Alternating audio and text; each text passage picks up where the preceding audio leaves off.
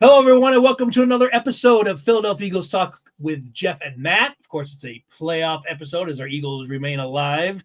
Down to the final 8 teams in the NFL tournament for the Super Bowl. And, it's a great time to be an Eagles fan. A lot to be happy about. There's a lot of other teams are home watching us play, namely teams like the Cowboys, for example. had to throw that in there. Matt, how you doing? Welcome to the show. Doing good. Going to be an exciting weekend of football games. 8 teams left, but there's some very exciting matchups here. Just to briefly talk about those matchups, like the Commanders. I live in DC area, right? So it's a fun vibe around the town down there. Hear. Yeah, I mean the news. Reporters are all in the local bars and all in the local taverns, and they're talking to all the fans and stuff, and they're all excited, and they've got a lot of juice going on because they haven't even sniffed the playoffs in like a decade at least. And it's just amazing because that game, you've got the big time underdog on the NFC side of things going against Goliath. Like, that's the David and Goliath game, and Daniels is the X factor in that whole thing.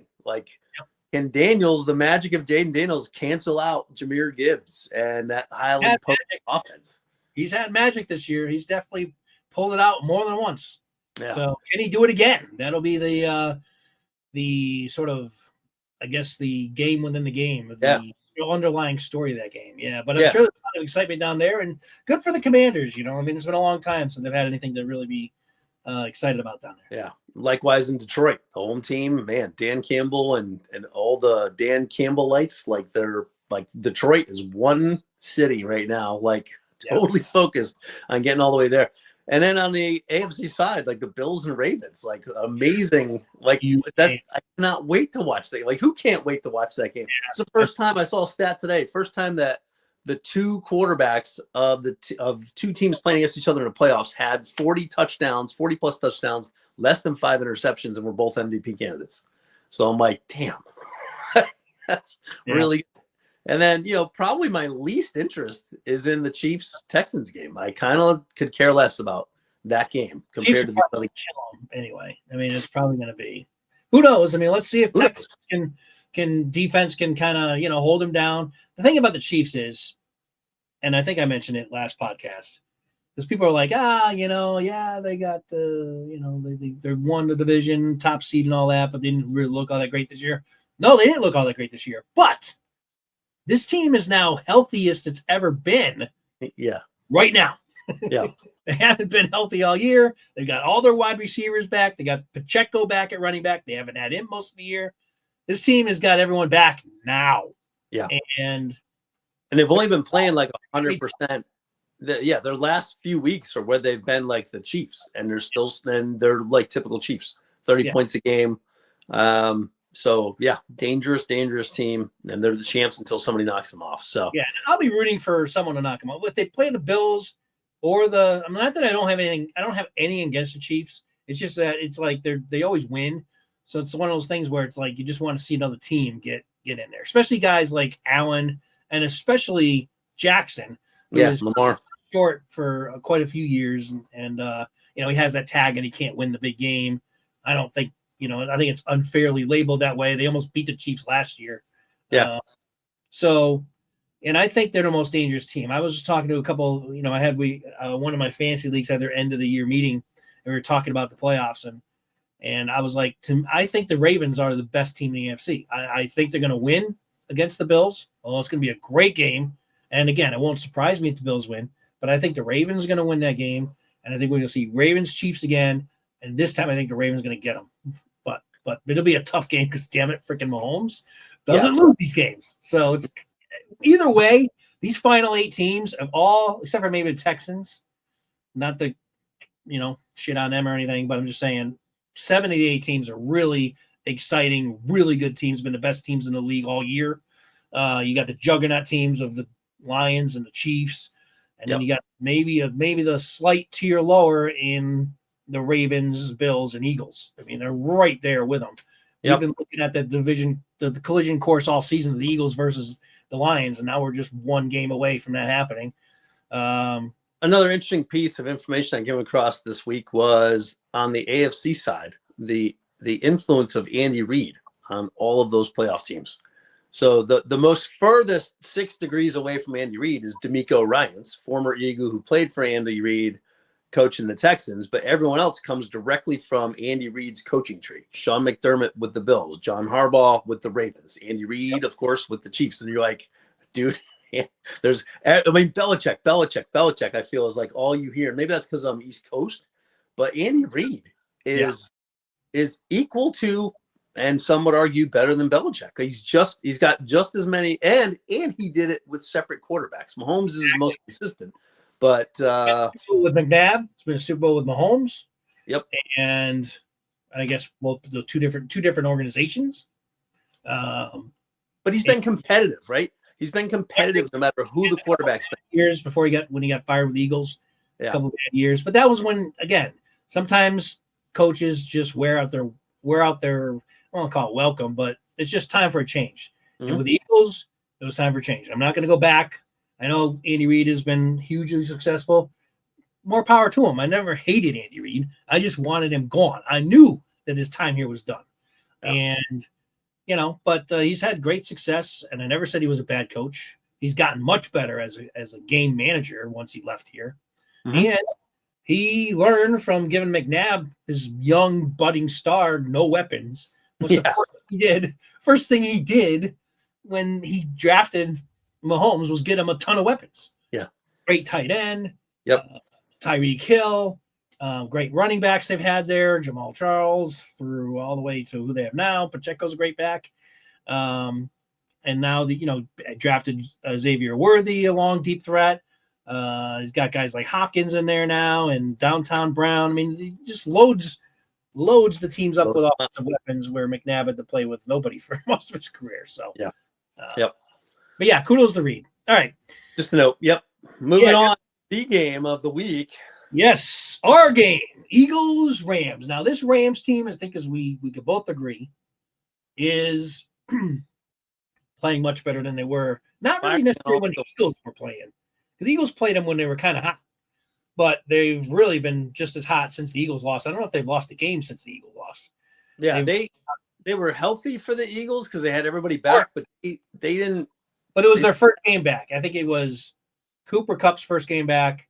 Yeah, and I think Puka was battling some injuries, so he played, but he was. Yeah, they weren't. Even if they were healthy, they didn't have the time on the field that you need to be firing on cylinders. So clearly the Rams. I mean, I don't think anybody expected that blowout last week when they got on top of the Vikings and just kept pressing. And, offensively, I think everybody knows what the Rams were, but what was surprising was the defense last week. And they're a bunch of young guys too. So it's like, well, they're not going to run out of gas, which is that's the concern. The good thing is we're Philly. So, okay, your defense can do that against the Vikings offensive line, but can you do that? What can you do against our number one offensive line with our, all pros from the left tackle all the way across to the right tackle? And in that first game, the Eagles offensive line abused that defensive line. Yeah. Barkley went out had his best game of the whole season. 255 yards rushing, 50 yards. He had over 300 yards of total offense in that game. Yeah. They were pushing back the entire Rams line. They're really good players, but they're undersized. And when you got a mammoth offensive line that we have, you get to the old boxing analogy where styles make fights. This is not a good style for the Rams. As good as they're playing, they're just they were manhandled by the Eagles in that first game. Now, they have a great coach there. I have a lot of respect for McVay. So he might, it wouldn't surprise me if he's got some tricks up his sleeve or change, that makes a lot of adjustments for this game and they apply more. They do a better job stopping Barkley. So we'll see. But again, styles make fights, and I just styles make fights. It's interesting because if you divide the offensive categories to be rated in two, right? If you say running game, huge advantage to me goes to the Eagles, right? Huge. That's our right hook, right?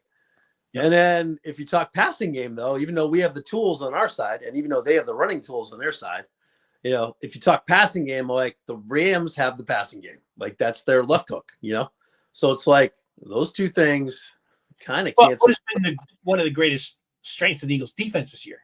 Pass defense. Pass defense, right? So that our number one line versus their defense, which got 9 sacks last week against the Vikings, our number one defense against the pass versus that high passing attack. But I think you could I don't think there'd be an Eagles fan out there that says our Eagles passing offense is equal to the Rams passing offense right now. No, it's not. It's got the ceiling to get there, but we're off, right? The passing game is off for whatever reason. Yeah. And so again, plus Hurts is not the passer that Stafford is. No. So I think one of the biggest keys to this game, talking through those kind of matchups without getting into the individuals, is the Eagles have to, again, commit to the run and have ball control. So just keep Stafford and his crew on the bench and just gas that defense. And that's probably the number one thing I want to see. That's the closest to guaranteeing a win I think that we can get. Got to match them with the offensive line, keep their offense off the field, and let your defense handle the few drives that they do have. Yep. And that would be a winning formula. And that means also that we can't turn over the ball, right? So no turnovers. I hope this game doesn't come down to a field goal because who knows? You just can't trust kickers. For either team too. I mean, I don't know who their kicker is, but exactly, especially if the weather's supposed to be. I think anyone in Pittsburgh's out of the playoffs now, or Pittsburgh, they're out of the playoffs. Boswell was the only one this year that basically was like a guaranteed field goal. Everyone else in the league, it's like, please. They all caught the virus. Yeah, I don't know, but so I'm hoping that it doesn't come down to a field goal. I hope the Eagles are. Plus, this game is going to be played. The latest forecast is in the snow. Yeah, so this could be a snowy, sloppy. I mean, it's not supposed to be like a major snowstorm, but it might be enough snow to make things slick out there. So yeah. Now that'll be interesting. It would be interesting, but I think Stafford will be able to throw in any weather. Now, whether it affects the receivers catching the ball or not, I'm not sure. I don't know if I think LA played with a lot of pent-up stress from the fires last weekend and maybe blew some of that energy out against that cremation of the Lions. But I'm using all sorts of fire references. I don't mean to do that. Cremation, firing all cylinders. I don't. It's not intentional. That truly is. No puns are intended. Yeah. But we'll see what happens. I think if it comes into a ground and pound game because of a bad field or bad conditions, then that just ticks the needle closer to the Eagles. So we'll see. But we'll talk about linebacker on the Eagles, right? So missing Dean. Are they able to fill that gap and not big loss there? Yeah. So you've got but the Rams have a big loss in Higbee too. So the tight end. He's supposed to play though, from what I'm hearing. Is he healthy? You going to play? Yeah. All right. Well, apparently he had a chest contusion and he ended up spitting up blood. He had to go to the hospital. So he left the game last week, but apparently he's going to be okay and he's expected to play. Yeah. So that'll be Kieran Williams and the tight end. And maybe Cup, maybe these middle drag routes and stuff. That'll be interesting to see what happens there with the backup linebackers in, whether it's Trotter Jr. or Burks. I don't think either one of those guys will have too much difficulty on the run game because the beef of the defensive line just saps up everything right there. So I don't think the linebackers will have any trouble finding the ball and getting to the right gaps and stuff. But the passing game in the middle, McVay's a smart coach, so who knows what he's going to scheme against Fangio.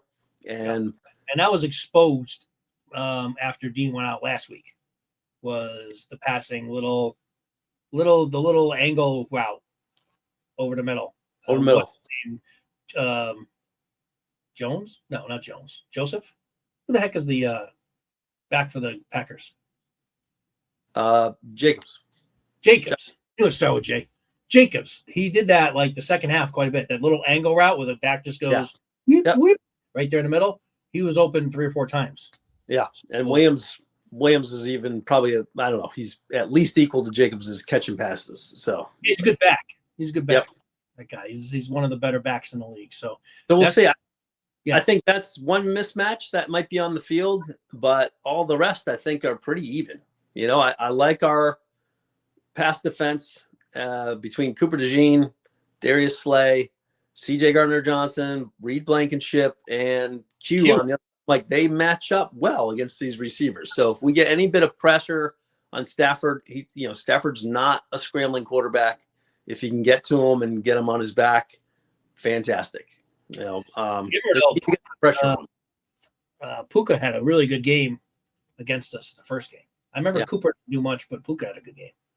Yeah, and they can't sleep on Cooper either, right? You can't sleep on him. Nope. No.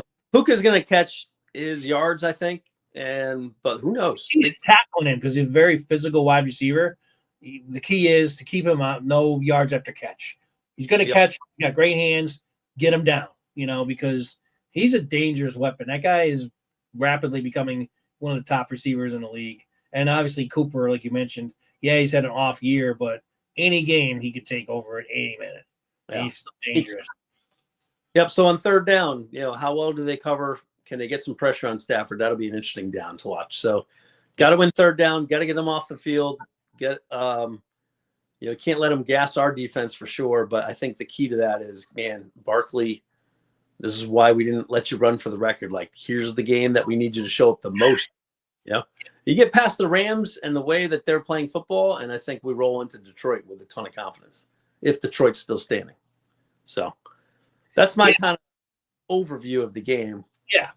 I think the other factor in, you kind of mentioned it a little bit, is the traveling, with what they're dealing with the fires. They've had to travel. They didn't even have a home game last week because they had to travel to Arizona.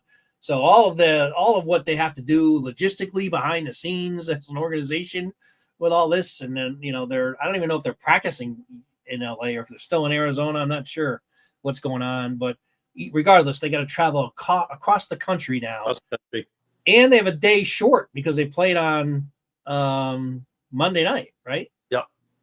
So they have 1 day less to prepare for this game. So all those little things that might factor into just having a little bit of an edge, or like you said, pinning the needle to the Eagles side for this game. Plus, it's at home. The Eagles at home are tough to beat, regardless. Yep. And if it snows, I think it'll factor Eagles because they get the better running game. So I agree with you. Stafford can still be able to throw through any weather. I totally agree with that 100%.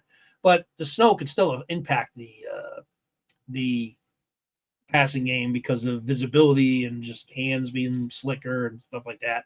So, and usually teams, especially if it's snowing hard at any time during the game, teams rely on more on the run. And the Eagles, again, with Barkley blowing holes open, if they're able to keep those holes blown open like they did in the first game, then it's going to be tough for the Rams to hang in there. So we'll get into the keys to the game here. I know we both kind of gave a brief overview. Again, Trotter and Burke. What's that? Burke, right? Burks. So those two are going to be interesting. It seems like, listening to Fangio, that he might, mix in Trotter quite a bit in this game. We'll see. He kind of made it sound like his time to start might be now. And I think what he means by that is a decent amount of playing time. I don't know if he's going to be like the starter, but I think you're going to see a decent amount of Trotter in this game, perhaps.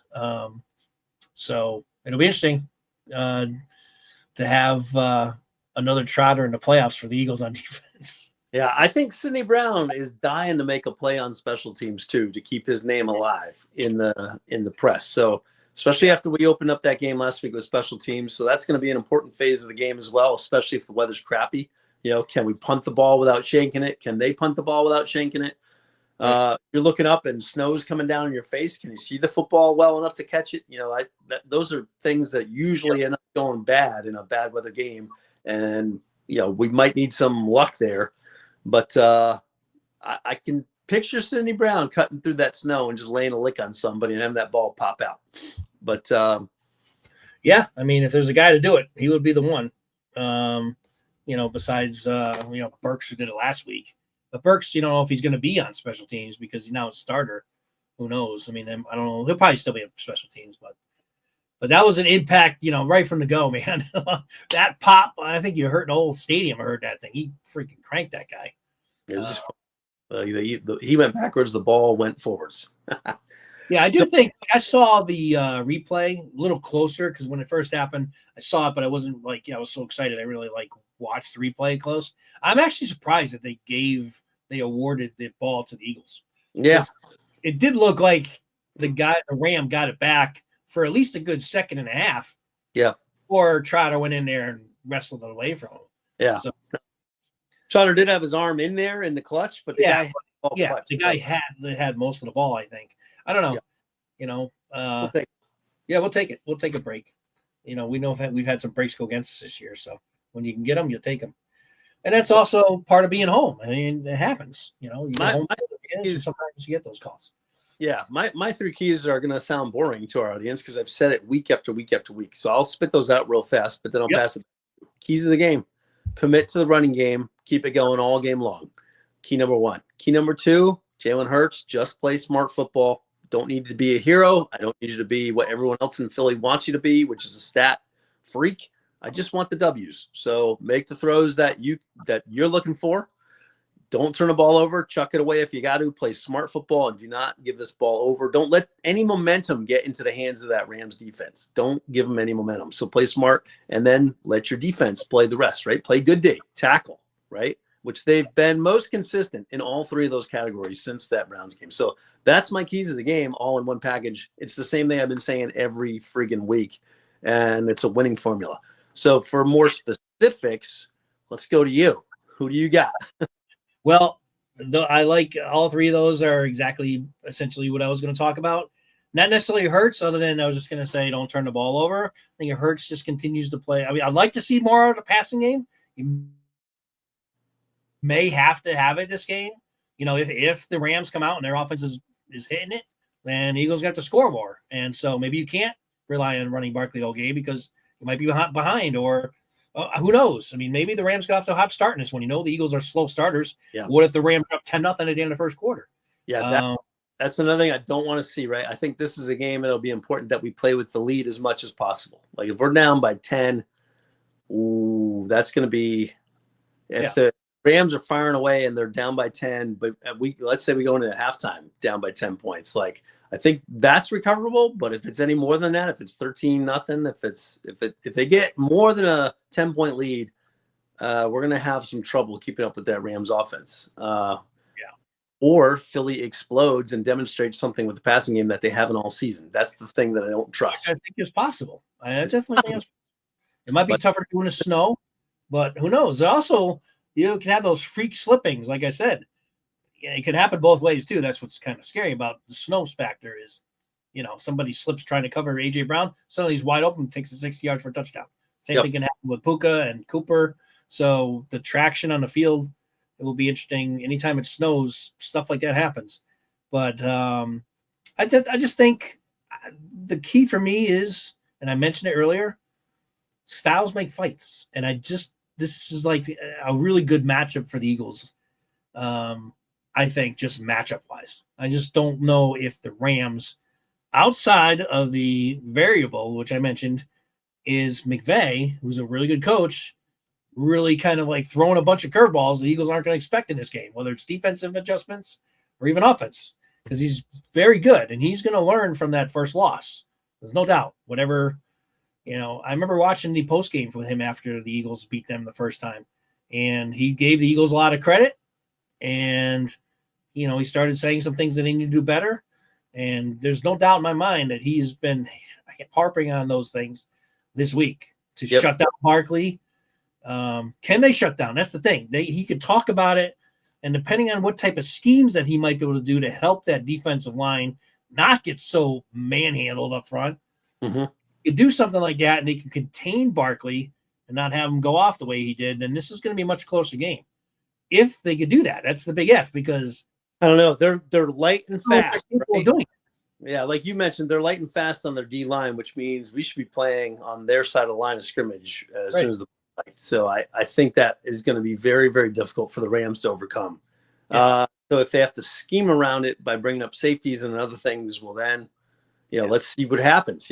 But just got to play a nice, consistent, steady game of offense. Don't be too heroic.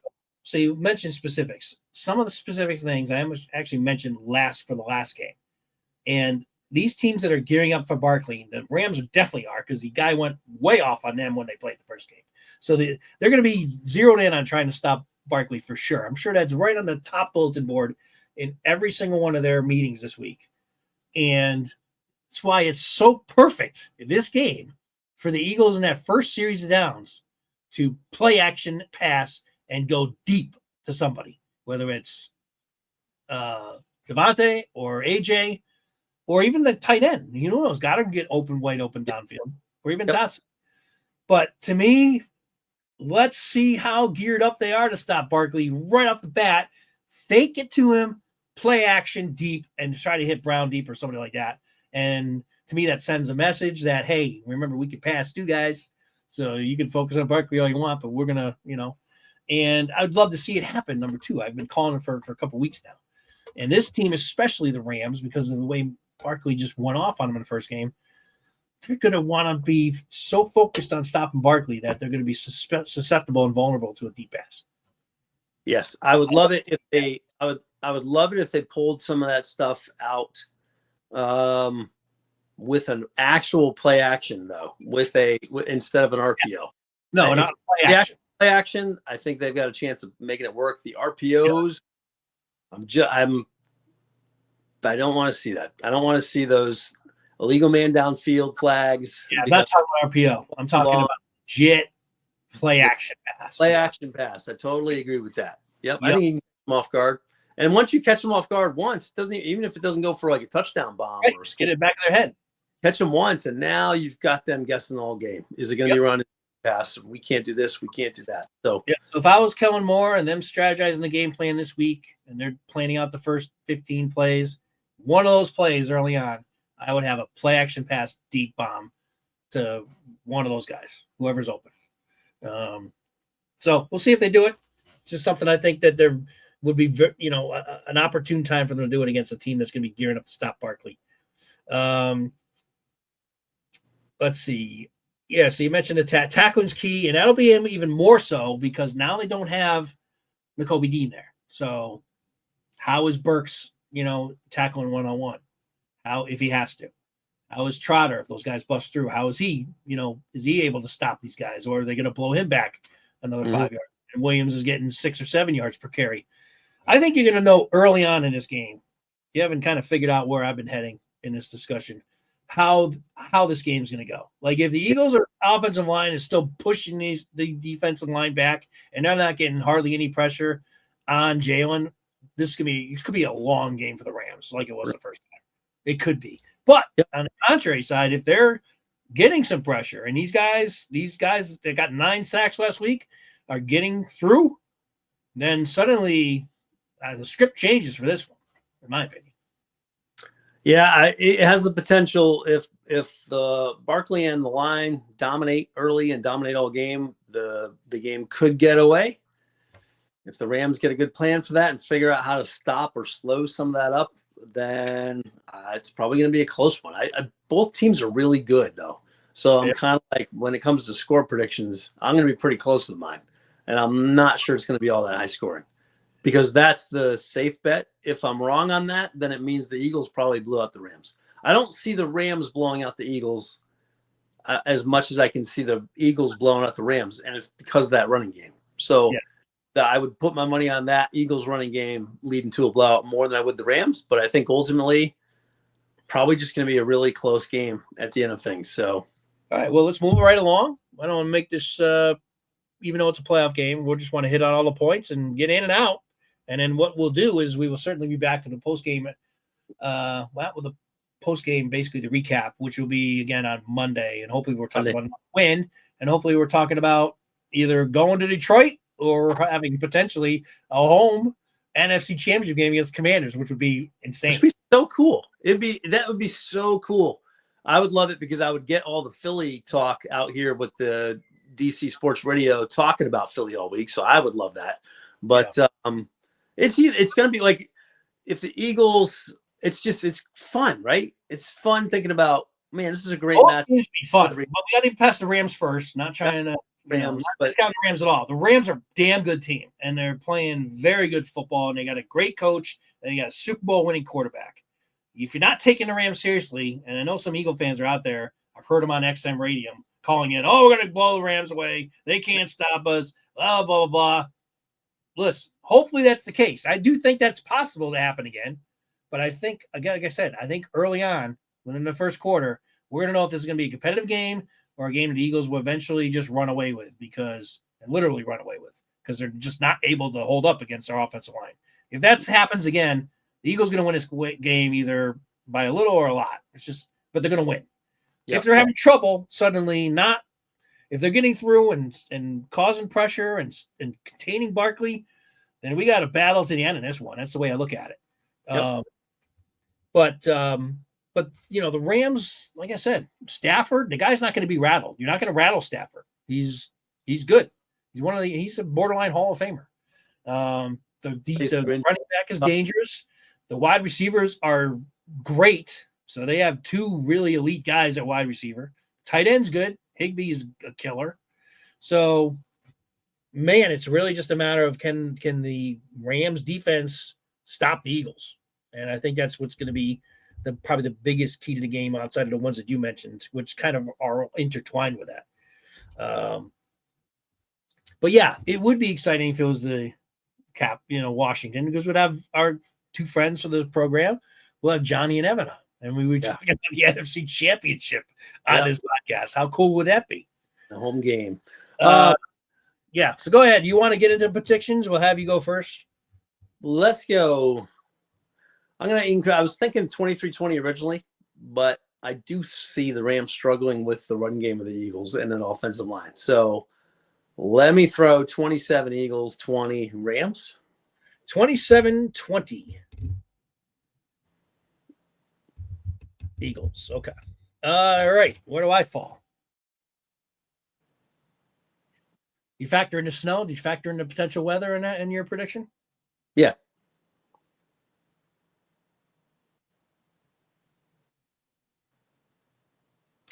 I tend to think this one's going to be higher scoring than yours is, not bad. I mean, 47 points, that's not low scoring. It's kind of is in today's NFL. Yeah. Yeah. I'm just trying to think if I think the Eagles could hit 30 in this one.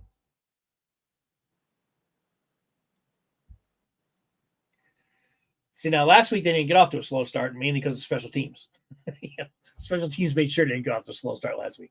Mm-hmm. And they still didn't hit 30. And they didn't still right. Yeah, because they didn't do anything the second and third quarter, really. Or definitely not the second quarter. Do I get them in the 30s? See, I do think the Rams are going to play better. I definitely think they're going to do more to scheme, even if they can't do it one-on-one. Scheme-wise, I think McVay is going to do something to contain Barkley. But what's contain mean? He had 250 yards rushing and 50 yards receiving, 300 yards. What's contain? Does he still get 125 yards rushing and 2 touchdowns? I mean, that would be contained compared to game one.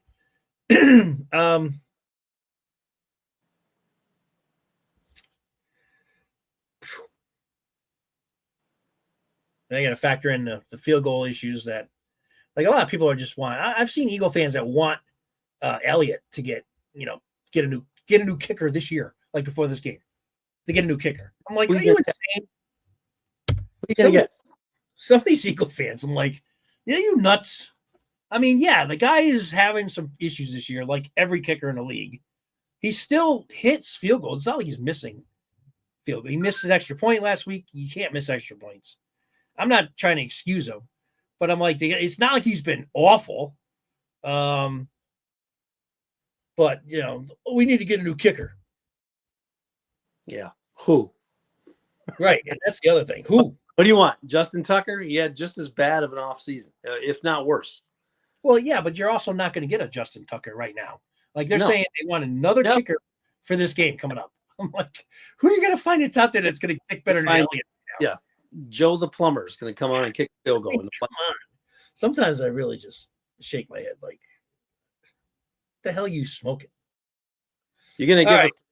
I'm trying to give a prediction. I'm sorry, man. I'm trying to nail these as close as I can. I've been pretty close last week. I was pretty close.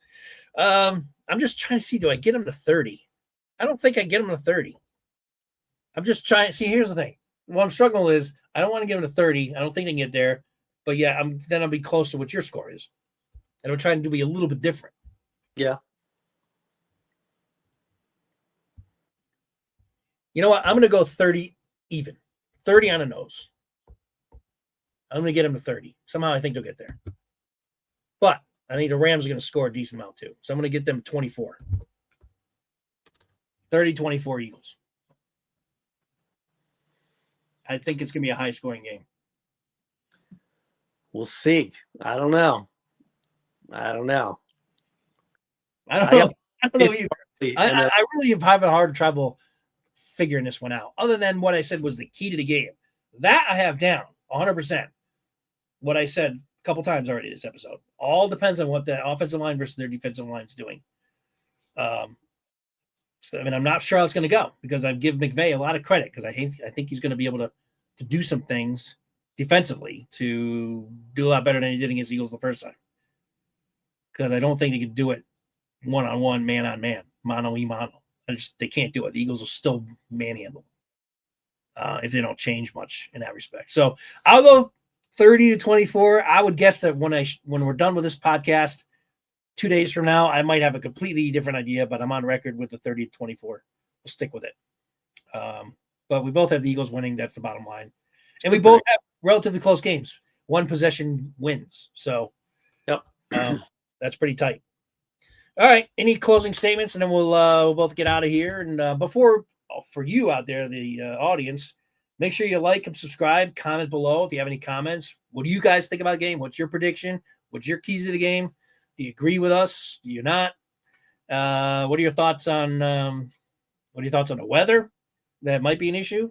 We don't know. Let us know. But anyway, like and subscribe. Appreciate it very much for those who have. All right, Matt, go ahead. No, it'll be interesting to see who's going to make a play, right? In these games that are evenly matched, somebody on either team, like who makes the play? Does Q get a second interception? Does Slay make a pick? Like who gets the one turnover that might exist in this game? And that'll be a huge key, I think. So who's that going to be? Is it Zach Bond? Maybe Zach Bond cuts off that Kieran Williams route over the middle. He almost does it every game. Who's going to make the play? That's what if you guys are commenting out there, give us some names. Who's going to make the play that turns the game? That's it. Good. Eagles have to show up for this one. Hopefully with a full week of practice for Jalen and a couple of days last week in a game that he's knocking whatever rust may be there. And pedal to the metal, right? You got to play like there's nothing to lose. The Eagles need to play loose for this game and stress-free because the Rams are totally stress-free. So they got to be chill. Just pressure on Eagles for sure. Definitely the pressure, especially with everything. The other factor in this thing is the Rams feel like they're playing for something. They got a whole state that's, being burned to ashes and a lot of momentum and obviously a lot of sympathetic feeling and going towards them, understandably so. So there's that factor that we didn't really talk about much, with these Rams. They're kind of playing for more than just football right now. So that makes them dangerous. I mean, no doubt makes them dangerous. So niche faster and just a little bit sharper, like that little bit adrenaline push. Yeah. The Eagles got to counter that. I think just one more name to toss out there is Jalen Carter was a beast last time they played. So let's go beast mode Carter and boys feed off of that beast mode. Let's see Josh Sweat get some pressures and a sack. But Smith. Yeah, let Nolan Smith keeps playing the way he is. He's almost becoming a game wrecker. I mean, he's ready for the spotlight. Which elite is called a game wrecker, but the guy's being an impactful player right now. Yep. So let's go. Yep. Play for Nakobe. Let's get those Bulldogs getting for Nakobe. Right. Yeah. I mean, the Rams got something to play for with what's going on in their state. The Eagles, with half of the teams being, half of the defense being Georgia Bulldogs, play for Kobe. Yeah. Play for Nakobe, man. Kobe. Yeah. Go get the game ball for the victory and give it to Nakobe. Yeah, and if they're doubling Jalen Carter again, Milton. Williams. Milton. Impact again. It's like, Yeah. Yeah, you'll be out there with your little side business with Mo Williams t-shirts out there. Yep. It's $1. Mo Williams. It's Mo Williams. Underline. Who wants a Mo Williams t-shirt? $1. Milton. They're on sale. Cost me $10 to make them, but there is no Mo Williams. Discount aisle. Yeah. Crazy. Milton. All right. All right, everybody. Thanks again for tuning in for another episode of Philadelphia Eagles Talk with Geoff and Matt. Let's go Birds. Let's get a win. Let's take on the Lions or the Commanders, whoever wants to come and take on our Birds. Bring it on. But let's get by the Rams first, and hopefully we're coming back with our post-game podcast talking about another Eagles victory. So with that, fly, Eagles, fly. And we'll catch you all next time. Go Birds. Go Birds.